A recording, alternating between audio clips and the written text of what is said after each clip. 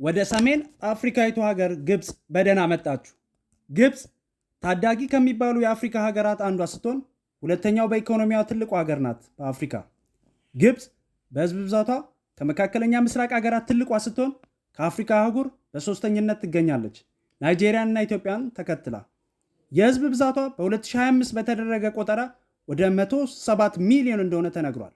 በግብፅ ተወላጅ የሆኑት ወደ 99.7% ሲሆኑ ሌሎች ደግሞ 0.3% ይሆናሉ። በዓለማችን 45ኛ ደረጃዋን በኢኮኖሚ እድገቷ አስመዝግባለች። ዋና ዋና የኢኮኖሚ ዋልታዎች የሆኑት አንደኛው የአግሪካልቸር ሴክተር ሲሆን መስኖ ዋነኛው በግብፅ የሚከተሉት ስርዓት ነው። ግብጾች ህይወታቸው የተመሰረተው በናይል ሪቨር ላይ ሲሆን ትልቁና ዋነኛው የመስኖ ፕሮጀክት አስዋን ግድብ በመባል ይታወቃል።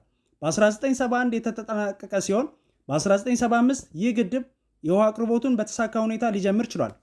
ግብፅ በ2022 በተደረገ ጥናት በፉድ ኤንድ አግሪካልቸር ኦርጋናይዜሽን ኦፍ ዘ ዩናይትድ ኔሽንስ በከፍተኛ ደረጃ በሚባል ሽንኩርትንና ኤግ ፕላንትን በማምረት በዓለማችን የሶስተኝነትን ደረጃ ይዛለች።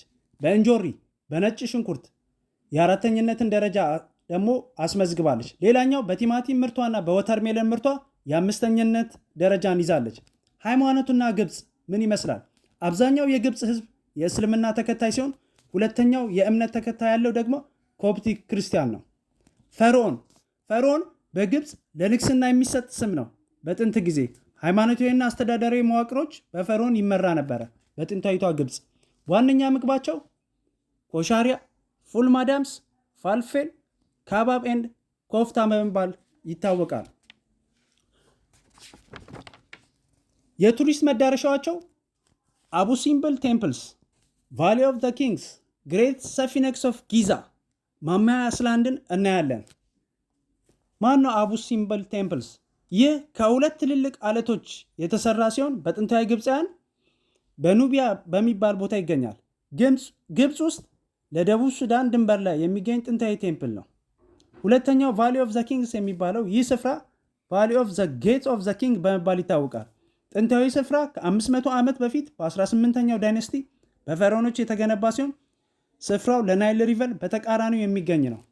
ሶስተኛው ግሬት ሰፊነክስ ኦፍ ጊዛ የሚባለው ነው። ይህ ቅርጽ የሰው ቅርጽ ሆኖ ሰውነቱ የአንበሳ ሲሆን በጣም በጥንታዊዋ ግብፅ በፈርዖን ከሀፌራ የተሰራ እንደሆነ ታሪክ ያስረዳናል።